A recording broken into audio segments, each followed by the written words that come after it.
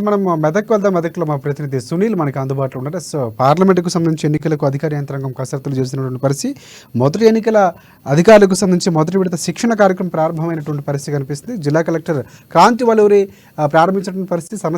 సమస్యాత్మక పోలింగ్ కేంద్రాలపై కూడా ప్రత్యేక దృష్టి సారించాలని సూచించినటువంటి పరిస్థితి కనిపిస్తుంది. సో, దీనికి సంబంధించి పూర్తి అప్డేట్స్ ఏంటి చెప్పండి సునీల్.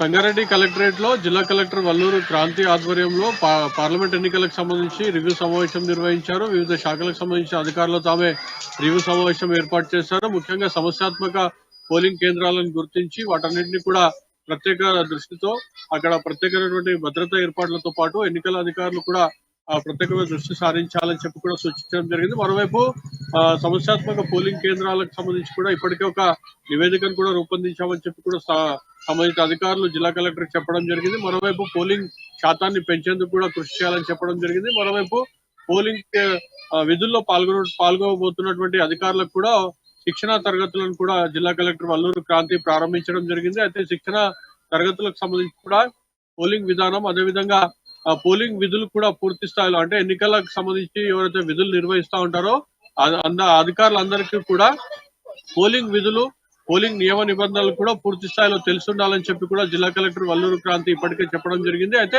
వాటన్నిటిపై కూడా ప్రత్యేకమైన శిక్షణ కార్యక్రమాన్ని కూడా ప్రారంభించారు. అది ఇదే అంశంపై కూడా వివిధ శాఖల అధికారులు పాల్గొన్నారు. అయితే పార్లమెంట్ ఎన్నికలకు సంబంధించి కూడా రాబోతున్నటువంటి ఎన్నికల కోడ్, ఎన్నికల నియమావళి కూడా తూచా తప్పకుండా ఖచ్చితంగా పాటించాలి. ఎక్కడ కూడా కోడ్ ఉల్లంఘనలు జరగొద్దు.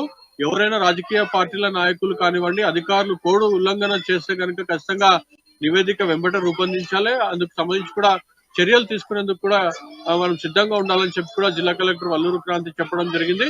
ఈ నేపథ్యంలో ఇప్పటికే ఎన్నికలకు సంబంధించి కూడా ప్రక్రియ మొదలైపోయిందని మనం చెప్పవచ్చు. అయితే ఉమ్మడి మెదక్ జిల్లాలో చూసుకున్నట్లయితే జహీరాబాద్ పార్లమెంట్, అదేవిధంగా మెదక్ పార్లమెంట్, 2 పార్లమెంట్లు సెగ్మెంట్లు ఉన్నాయి. అయితే సంగారెడ్డి జిల్లాకు సంబంధించి కూడా మెదక్ పార్లమెంట్ పరిధిలో సంగారెడ్డి జిల్లాలోని కొన్ని నియోజకవర్గాలు వస్తాయి. అయితే అందుకే సంగారెడ్డి జిల్లా కలెక్టర్ వల్లూరు క్రాంతి ఇప్పటికే ఇందుకు సంబంధించి కూడా కార్యాచరణ ప్రారంభించారని కూడా చెప్పవచ్చు. Rajasekhar. Right. Thanks for updates Sunil.